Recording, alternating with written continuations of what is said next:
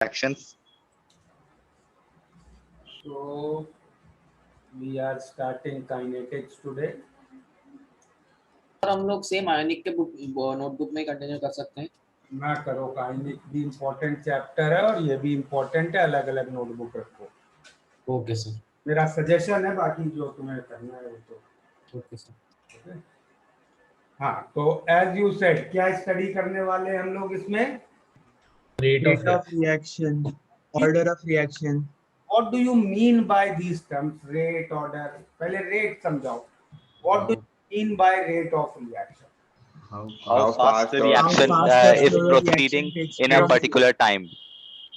How fast? Reaction कैसे So करें? how fast Speed is of the the- reaction proceeding in Speed the of the in a reaction. particular set of time? You are going to measure it. पता कैसे लगेगा हमें? Anybody? The amount of mole. Product of the reactants raised to the stoichiometric coefficient. तो चलिए मान लो एक ये reaction है,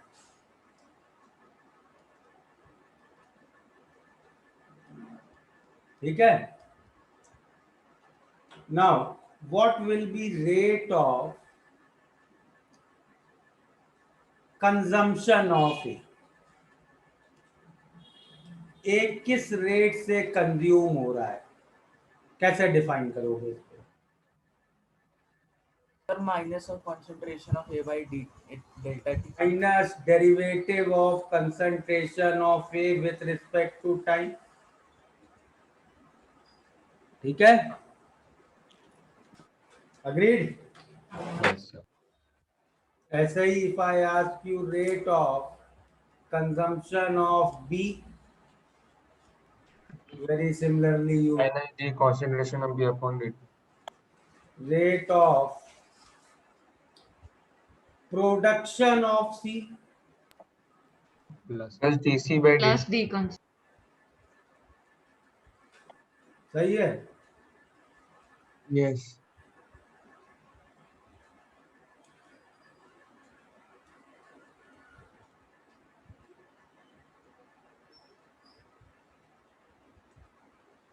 okay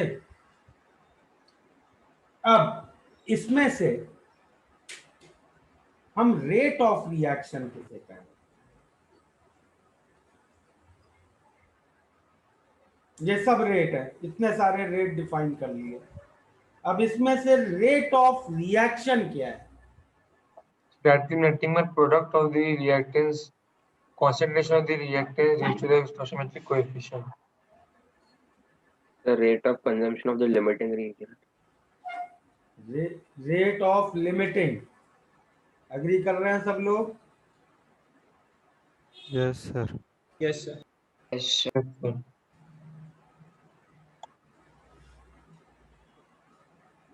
So any one of these rates? Any one. It means you are saying will all of them be equal? Yes, sir. तो दोनों का देंगे ना, जितना A उतना कंज्यूम हो, उतना B का concentration. Sir, either one. Sir, either one. Either one तो तब बोल सकते हैं जब सब इक्वल हो। जिसका कोएफिशिएंट 1 हो। तो देखो इस कंफ्यूजन को हटाने के लिए हम क्या करते हैं, ध्यान से देखना। This is called as rate of reaction with respect to ए।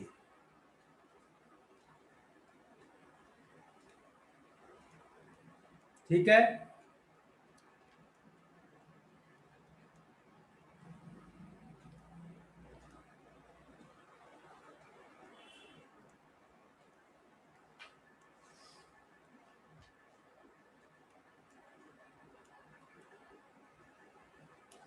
कोई दिक्कत यहां तक? No, sir. तो ये तो हो गई rate of reaction with respect to any particular species of reaction. और अब इसी से रेट ऑफ रिएक्शन कैसे डिफाइन करते हैं, जो नील बहुत देर से बोल रहा था। इस हर इंडिविजुअल रेट को उनके रिस्पेक्टिव स्टोइचोमेट्रिक कोएफिशिएंट से डिवाइड कर दो, then all of these will become equal. So that is defined as rate of reaction. ठीक है?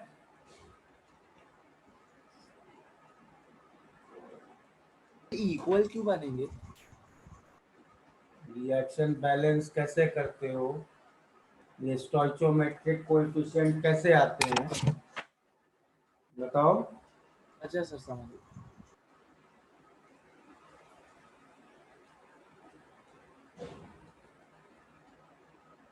नोट हो गया ये? Yes. 1 minute, sir.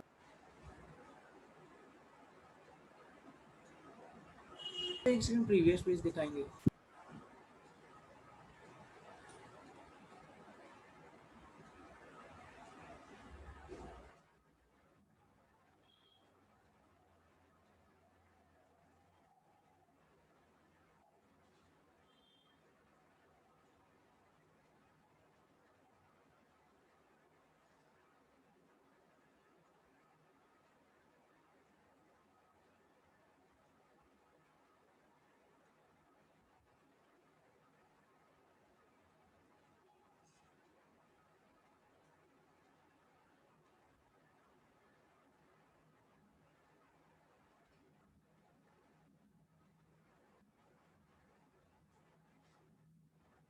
Noted, sir. 1 minute, sir.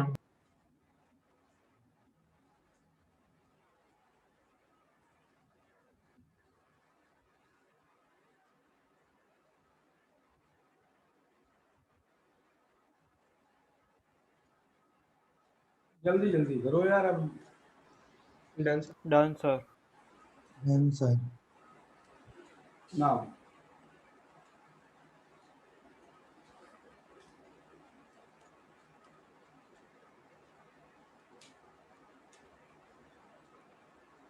किन फैक्टर्स पे डिपेंड करेगा रेट ऑफ रिएक्शन बताइए। Stoichiometric coefficient. Rate Temperature. Temperature. Yes, सबसे पहली चीज तो डेफिनेटली टेम्परेचर। Temperature. और बोलिए। Agent Reagent medium. एक The catalyst. Catalyst. Concentration of reactants. Sir, pressure. Sir, the active masses. और तीसरा होगा एक्टिव मासेस। ठीक है, Yes, sir. तो इन तीन फैक्टर्स पे डिपेंड करेगा कि क्या रेट है रिएक्शन का। ओके, ये बात समझ में आई?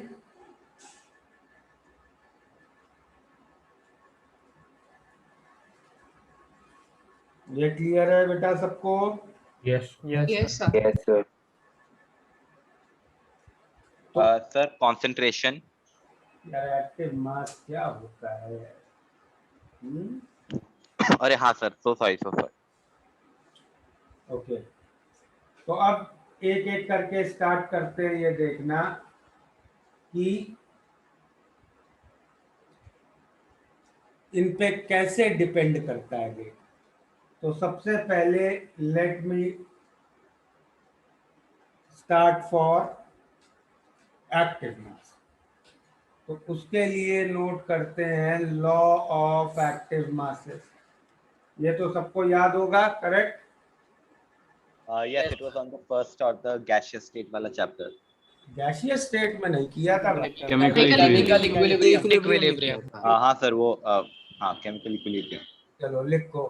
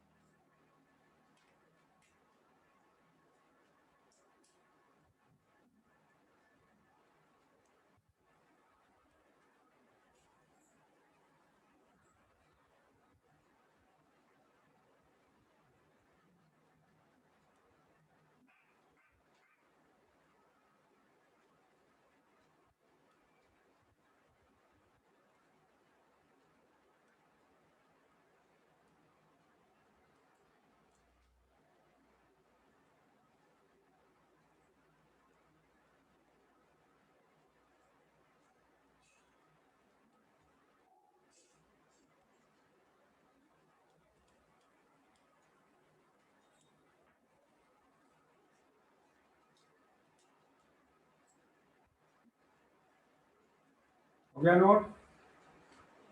Yes, sir. 1 minute.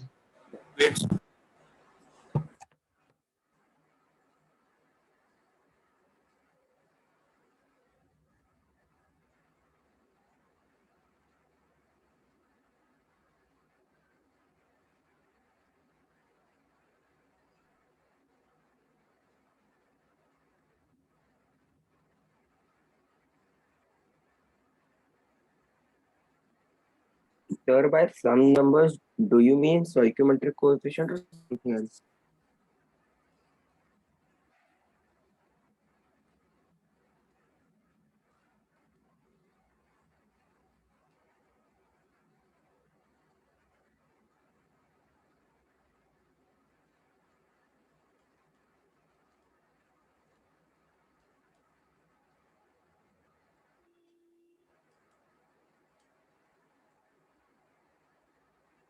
Okay.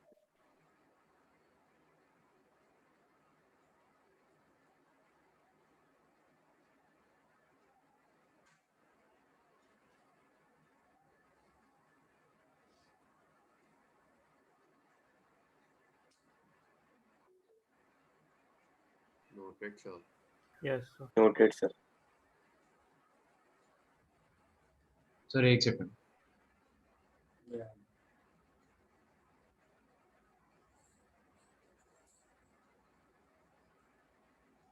Done.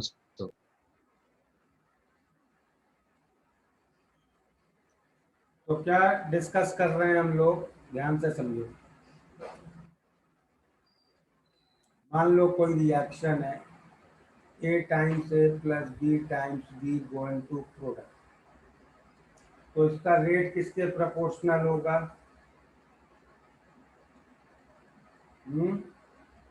A power concentration of A power A.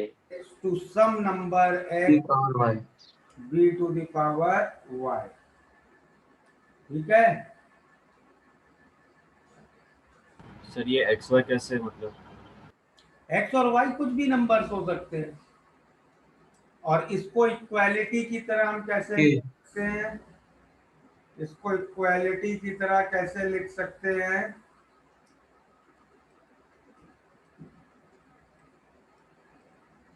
where K is called as Rate constant. Rate constant. Rate constant या वेलोसिटी कांस्टेंट भी कहते हैं. ठीक है, समझ में आया? Yes, yes yes. Sir. Sir chemical equilibrium में तो जब हमने लिखा था तो हम लोग ने तो एक्स को ए ही माना था ना. ये X और Y जितना कंज्यूम हुआ है.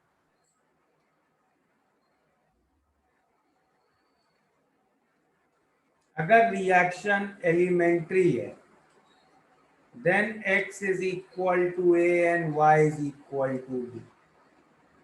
बट अगर रिएक्शन नॉन एलिमेंट्री है,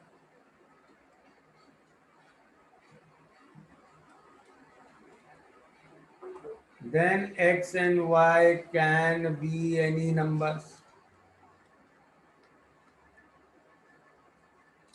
They can be positive, negative, zero, fractional, कुछ भी हो सकते हैं. Decided by mechanism of reaction. हाँ, अब बोलो क्या पूछ रहे थे? सर वो इक्विलिब्रियम में मैं बोल रहा था कि हम लोग ने एक्स को ए ही माना था ना, मतलब हम लोग ने ये सब डिस्टिंक्शन नहीं किया था ना रिएक्शन में. नहीं, इक्विलिब्रियम के नोट्स हैं तुम्हारे पास अभी? हाँ सर. हैं, देखो उसमें लॉ ऑफ एक्टिव मासेस लिखा था, जरा उसको पढ़ो.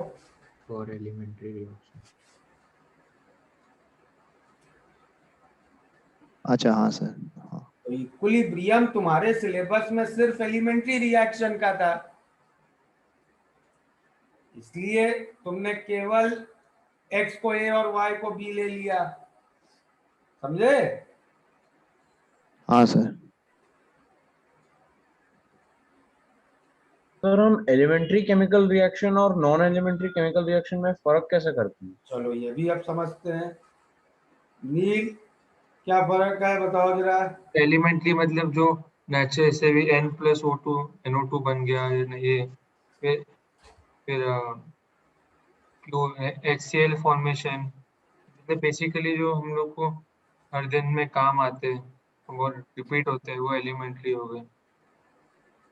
अच्छा, सर सिंगल स्टेप रिएक्शन को एलिमेंट्री रिएक्शन कहते हैं। yes, this is the correct definition.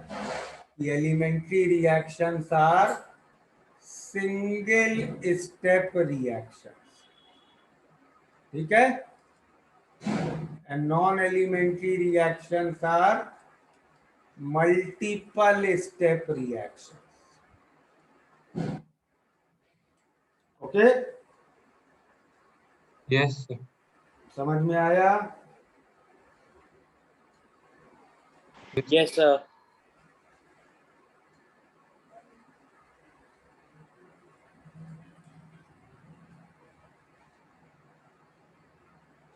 Sir तो काइनेटिक्स में दोनों टाइप के रिएक्शन करेंगे हम। बिल्कुल, काइनेटिक्स में ज्यादा नॉन एलिमेंट्री ही करेंगे। अच्छा, सर पर ऐसा नहीं बोल सकते कि हम लोग जो भी मल्टीपल स्टेप रिएक्शन है उसको सिंगल स्टेप में ब्रेक करके फिर कर सकते हैं ना, मतलब ब्रेक करके, अच्छा ये बताओ, सपोज ये, सर एक मिनट एक मिनट रुको, ये रिएक्शन कैसा है, एलिमेंट्री नॉन एलिमेंट्री, एलिमेंट्री। कैसे डिसाइड किया? सिंगल स्टेप होगा ना। कैसे पता सिंगल स्टेप है? Sir intuition. इंट्यूशन? सर वो सिंगल एरो है ना, सिंगल। सर इसमें क्या ही मैकेनिज्म हो सकता है 2-3 स्टेप का?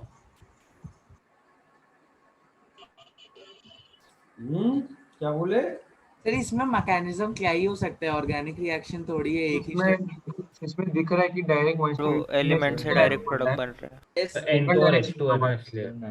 अच्छा एक मिनट रुको, बहुत बहुत आगे चले गए हो पढ़ाई में लग रहा है। ये रिएक्शन करने के लिए मैंने एक कंटेनर लिया, ठीक है। श्रेयस, श्रेयस तुम बता रहे थे ना ऑर्गेनिक रिएक्शन नहीं है, क्या ही हो सकता है। हाँ सर। इसमें मैंने एक सिलेंडर लगाया नाइट्रोजन का, उससे नाइट्रोजन थोड़ी डाल दी, एक सिलेंडर लगाया हाइड्रोजन का, हाइड्रोजन थोड़ी डाल दी, ठीक है। Yes sir. अब क्या होगा, इस कंटेनर के अंदर नाइट्रोजन के मॉलिक्यूल्स आ गए यस सर। और हाइड्रोजन के आ गए। अब यस क्या होगा, कैसे होगा रिएक्शन? सर नहीं होगा। सर हेबर्स प्रोसेस होगा। कंडीशंस देने पड़े। सब प्रेशर टेम्परेचर कैटलिस्ट सब डालना पड़ेगा। तो डाल दिया, रिएक्शन कैसे होगा? पर मल्टीपल स्टेप होगा। भाई अब yes sir, because direct combination तो N2H2 बनाएगा ना, उसको NH3 में बनना, तो उसका कुछ तो मैकेनिज्म होगा। अब मॉलिक्यूल्स कोलाइड करेंगे एक दूसरे से। Yes sir. हाँ सर बराबर। तो हमें इस रिएक्शन के लिए कैसा कोलिजन चाहिए कि एक नाइट्रोजन मॉलिक्यूल 3 हाइड्रोजन मॉलिक्यूल से कोलाइड कर जाए। यस। करेक्ट? हाँ सर। सही है ना? यस। हाँ सर। यस। प्रोबेबिलिटी होगी टेट्रामॉलिक्यूलर कोलिजन की गैसीय स्टेट में? बहुत कम होती है। ये नहीं, बाई मॉलिक्यूलर की 99.99 है। Yes sir. ये तो टेट्रामॉलिक्यूलर है, 0.1 से भी लेस। 0.01 से भी लेस। मतलब ये रिएक्शन ऐसे हो ही नहीं सकता है, ऑलमोस्ट इम्पॉसिबल। समझ? मतलब स्टेप्स में करना पड़ेगा। हाँ, तो इंटरमीडिएट्स बना के हम लोग रिएक्ट करवाएंगे। मैं समझाना चाहता हूं कि तुमने रिएक्शन को एक स्टेप में लिख दिया है, इसका ये मतलब नहीं होता है कि रिएक्शन एलिमेंट्री है। Okay? Okay sir. Yes sir. समझ में आई ये बात? तो सर वो डिटरमाइन करेंगे कैसे हम? हाँ, अब डिटरमिन कैसे करेंगे भाई? एक आदमी कहता है ये रिएक्शन ऐसे हो रहा है,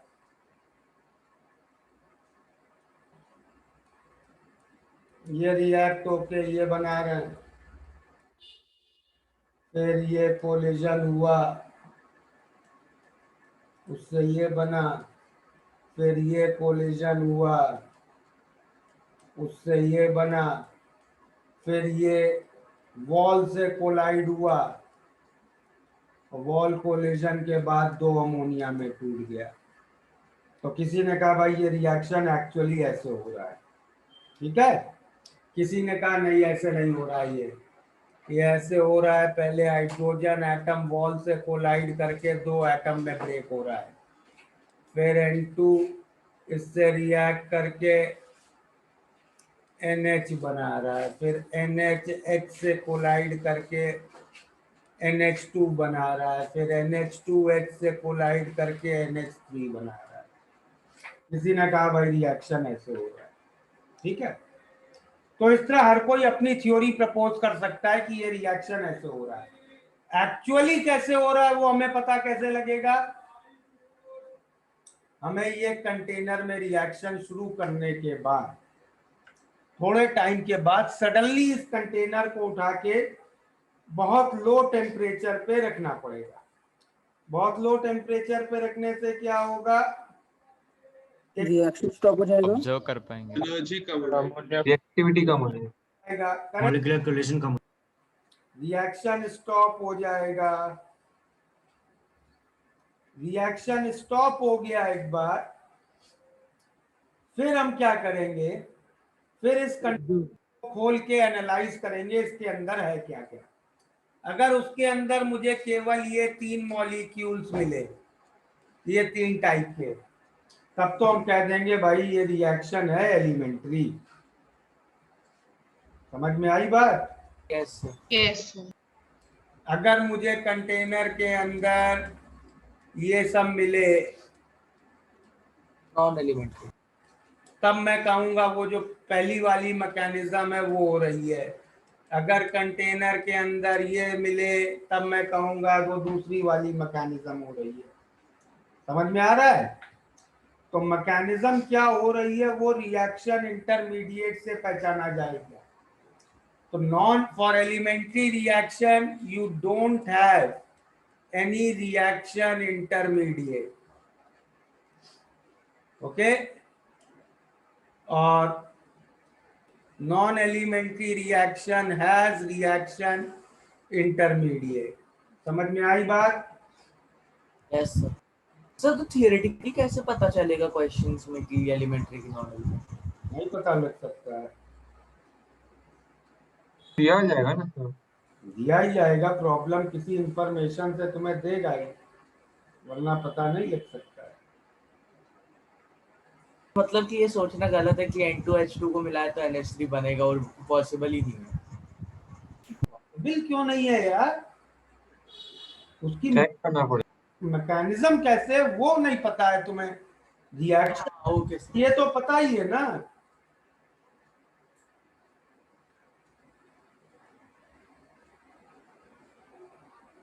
तो क्लियर है ये पार्ट।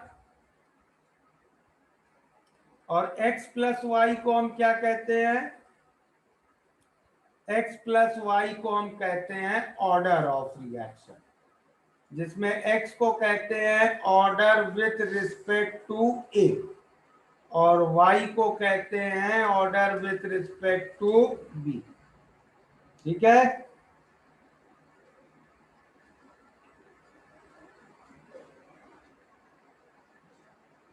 समझ में आया?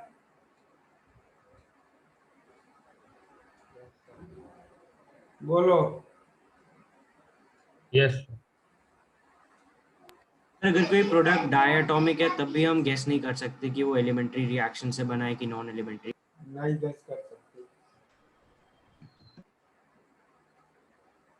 तब भी नहीं गेस कर सकते।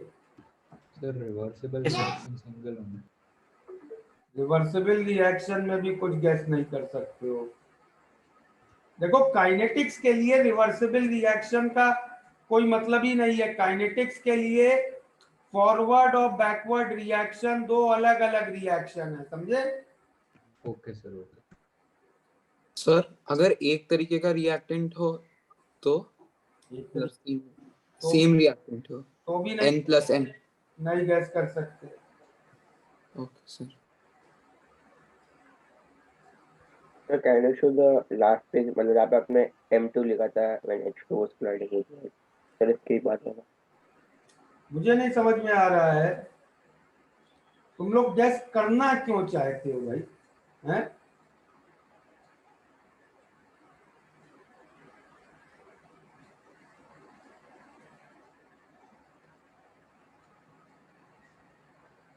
सर एक रिएक्शन का जैसे सर यही रिएक्शन का मैकेनिज्म सिनेरियो पे चेंज हो सकता है क्या, अलग अलग सिनेरियो में? अलग अलग कंडीशंस में चेंज हो सकता है मैकेनिज्म। Okay sir.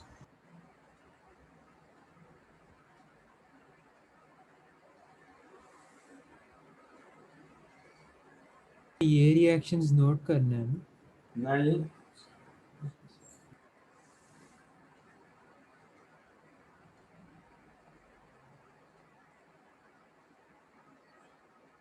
हो गया यहाँ तक? Yes. Yes, sir.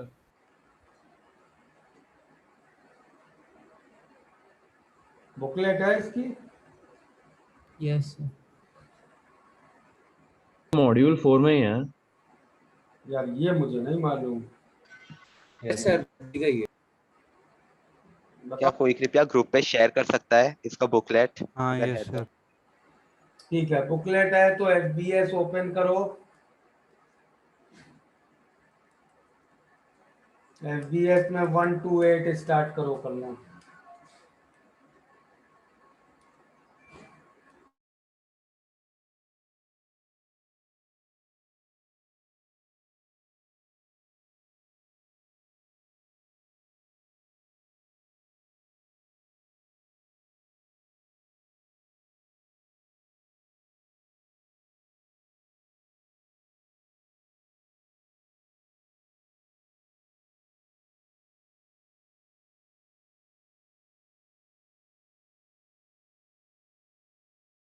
बोलो।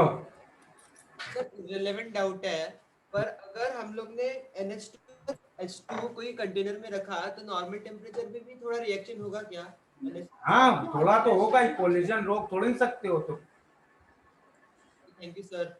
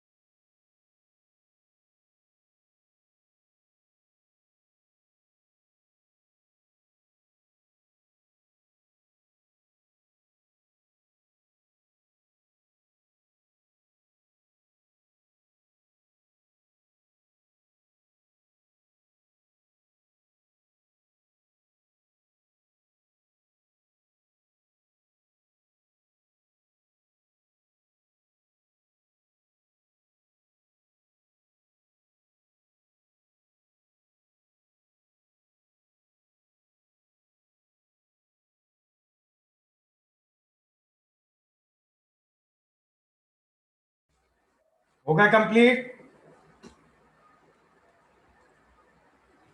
So 2 minutes Sir, to last this. 2 minutes. Last Last two two questions. time दीजिए। Last few problems. चलो चाहे 1 मिनट थोड़ा सा थ्योरी और कर लेते हैं, फिर कंटिन्यू करेंगे प्रॉब्लम। एक नेक्स्ट चीज थोड़ा सा इंट्रोड्यूस कर लेते हैं, that is integrated rate law.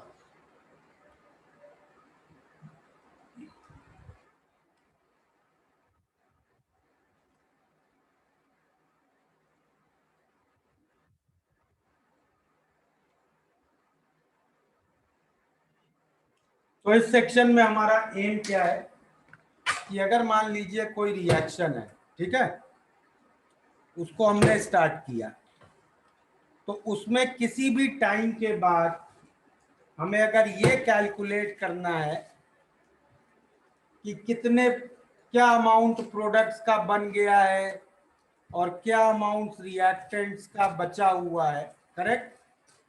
तो ये सब कैलकुलेशंस कैसे करेंगे वो इस सेक्शन में समझेंगे, ओके? और यहां मान लो हम लोगों को ऑर्डर दिया गया है प्रॉब्लम में, तो हर केस के लिए स्टार्ट करते हैं। I start for a zero order kinetics, ठीक है, कि हमें पता है रिएक्शन का ऑर्डर 0 है। रिएक्शन का ऑर्डर 0 मतलब x + y 0, correct? Yes. Yes. And there can be now many solutions for values of x and y, okay? But if we only take the positive non-integral value, the positive integral values, then what will be solution for x and y? 0, 0, correct? तो उसी को standard case में derive करते हैं। तो मान लो reaction है ऐसा कुछ, A times A goes to product, T = 0 पे इसका एक्टिव मास C0 0, किसी टाइम T = T पे मान लो ये active mass A, which I can also right C0 - AX और ये X। अब इस रिएक्शन की रेट मैं कैसे लिख सकता हूं? पहली डेफिनेशन से कैसे लिख सकते हैं, जो आज सबसे पहले डिफाइन किया, उससे कैसे लिख सकते हैं रेट को? concentration of A power 0. dt by small a. -1/a dA/dt, सही है? Yes, sir. और लॉ ऑफ एक्टिव मासेस से इसको कैसे लिख सकते हैं? A⁻0. सही है? Yes, sir. तो इस तरह की इक्वेशन को हम कहते हैं डिफरेंशियल रेट लॉ। अब इसको इंटीग्रेट करेंगे, we will get integrated rate law, okay? तो रेस टू 0 क्यों? यार 0 ऑर्डर है ना, ओके सर।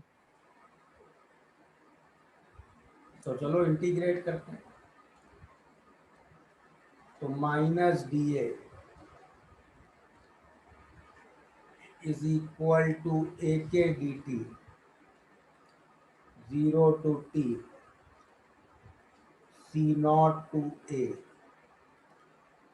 तो क्या मिलेगा इंटीग्रेट करके? देखो, concentration of A as a function of time in zero order kinetics we get as C0 - AKT, ठीक है? समझ में आया? Yes. तो अब किसी भी टाइम t पे हम लोग रिएक्टेंट की, प्रोडक्ट की कंसंट्रेशन निकाल लेंगे।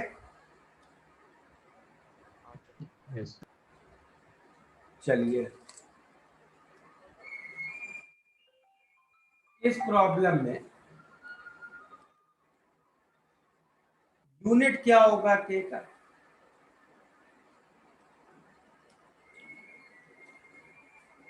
Rate of reaction. Unit of K you can see by dimensional analysis will be molarity upon time का unit. Yes sir. Yes. Yes, sir. ये यूनिक फीचर है इस रिएक्शन का। मतलब अगर मैं तुम्हें एक प्रॉब्लम में दे दूं कि एक रिएक्शन का रेट कांस्टेंट इज 5 मोलैरिटी पर सेकेंड, मतलब मैंने तुम्हें बता दिया ये रिएक्शन जीरो ऑर्डर है, करेक्ट। दूसरा unique feature, A versus T का ग्राफ कैसा बनेगा? Straight line. Straight line sir, negative slope. ठीक है, ये दूसरा यूनिक फीचर। और तीसरा हम लोग एक इंपॉर्टेंट चीज स्टडी करते हैं हर काइनेटिक्स में, that is called as half life. Half life क्या होता है? जनरली T50 से डिनोट करते हैं। हाफ लाइफ होता क्या है? इस टाइम पे आधा रिएक्टेंट रिएक्ट हो जाएगा, आधा बचा है, ठीक है। तो अगर कैलकुलेट करो जीरो ऑर्डर के लिए हाफ लाइफ क्या होगी?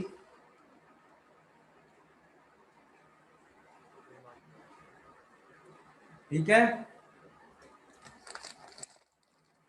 क्लियर? Yes sir. तो सर जीरो ऑर्डर रिएक्शन के लिए ये सब यूनिक फीचर्स हैं। हाँ, ओके सर।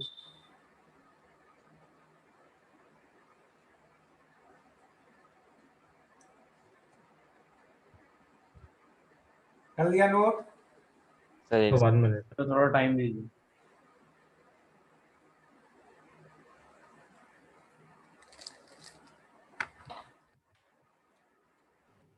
यूनिट ऑफ के कैसे आया? क्या? यूनिट ऑफ के कैसे आया? डायमेंशनल एनालिसिस, उसके ऊपर वाली इक्वेशन का LHS का यूनिट मोलैरिटी का है। हाँ सर, समझा समझा। सर आपने जीरो ऑर्डर काइनेटिक्स कंसीडर किया तो आपने सिर्फ एक रिएक्टेंट और एक प्रोडक्ट क्यों लिए? कितने लें? इससे ज्यादा नहीं ले सकते यार जा, और कोई रिएक्टेंट रेट को इफेक्ट ही नहीं कर रहा है तो काइनेटिक्स स्टडी में उसको लिखूं या ना लिखूं कोई फर्क नहीं पड़ता है ना भाई। रिएक्टेंट मान लो एक और है बी, बी के रिस्पेक्ट में ऑर्डर क्या है? Zero, correct. ऑर्डर जीरो मतलब बी रिएक्शन रेट को इफेक्ट नहीं कर रहा है, करेक्ट। तो उसको लिखूं या ना लिखूं क्या फर्क पड़ता है? सर मतलब हमने यहाँ पे कैलकुलेशन के हिसाब से की है।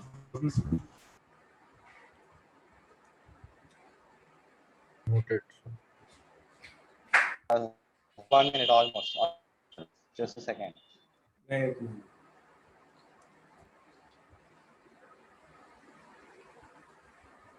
सर यहाँ पे आपने रीजन क्या बोला था कि हम लोग नेगेटिव सॉल्यूशंस क्यों नहीं लेंगे वो एक्स एंड वाई का? स्टैंडर्ड केस है, अगर प्रॉब्लम ऐसा आ जाता है कि नेगेटिव या वो कुछ है तो हमें ऑन द मोमेंट सॉल्व करना पड़ेगा वो, करेक्ट। Noted, sir. अच्छा ठीक है। Next we can similarly discuss first order kinetics.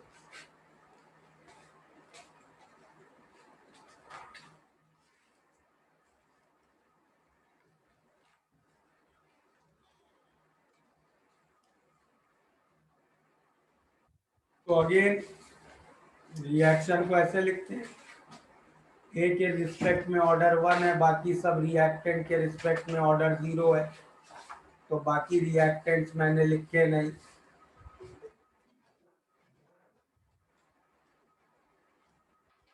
तो अब डिफरेंशियल रेट लॉ क्या होगा? ऐसे होगा, करेक्ट। Yes, sir. 1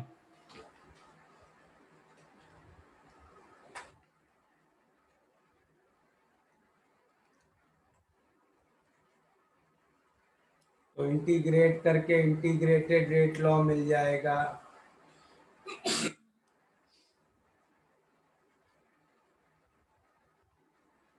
ठीक है, क्लियर? यस। यूनिट क्या होंगे के? The unitless. No, sorry, sir. One by time. Yes. Sir. अब ln a वर्सेस टाइम का ग्राफ स्ट्रेट लाइन होगा।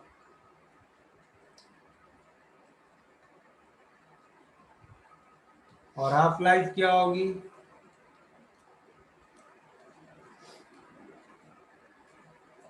ठीक है,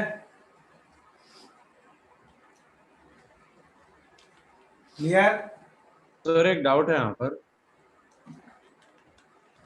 बोलो। सर दोनों का हाफ हाफ क्यों नहीं हो सकता, मतलब फ्रैक्शनल ये ऑर्डर क्यों नहीं हो सकता दोनों का, x और y दोनों हाफ हो जाएंगे तो? बताओ कोई क्या,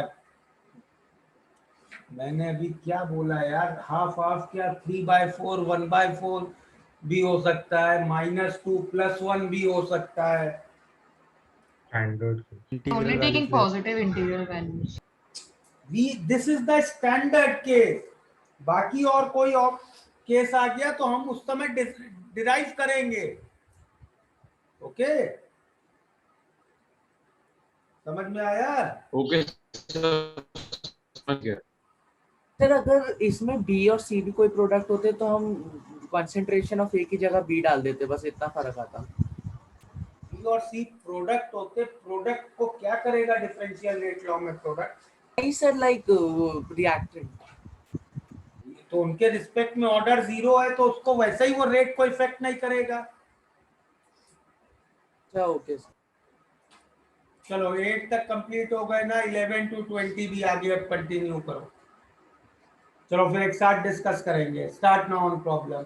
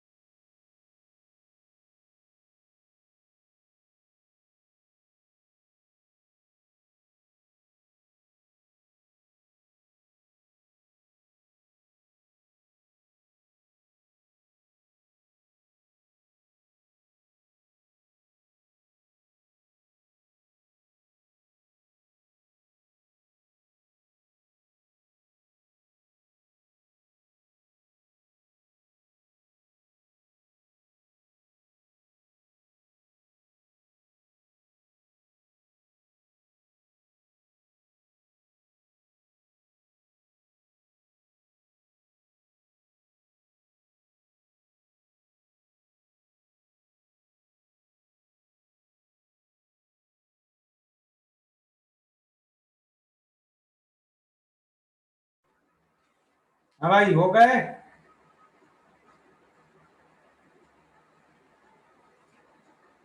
हो गए कंप्लीट? Yes sir. थोड़ा और टाइम देंगे। सर एक डाउट था स्पेसिफिक, ये क्या होता है स्पेसिफिक रेट कांस्टेंट? के रेट कांस्टेंट कोई ओके ओके। चलो ये होमवर्क में कंप्लीट करना, इसको नेक्स्ट क्लास में डिस्कस करते हैं, ठीक है? Okay sir. Okay sir. चलो बाय एवरीबॉडी। सर एक छोटा डाउट था फर्स्ट जीरो ऑर्डर में। बोलो। सर एक वो पेज दिखा सकते हो सर? तो मतलब यहाँ पे हम लोग देख सकते हैं कि एक पर्टिकुलर टाइम के बाद कॉन्सेंट्रेशन पे जीरो हो जाएगा, है ना? खत्म हो गया। तो सर यहाँ पे हम लोग मतलब क्लेम कर रहे हैं इक्विलिब्रियम कभी एस्टैब्लिश होएगा ही नहीं। हाँ, यहाँ जीरो ऑर्डर इक्विलिब्रियम में नहीं आता है। Sorry sir.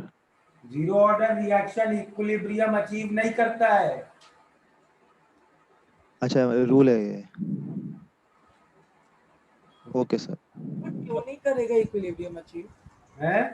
क्यों नहीं करेगा? खत्म हो जाता है ना, 100% कंप्लीट हो सकता है। Okay sir.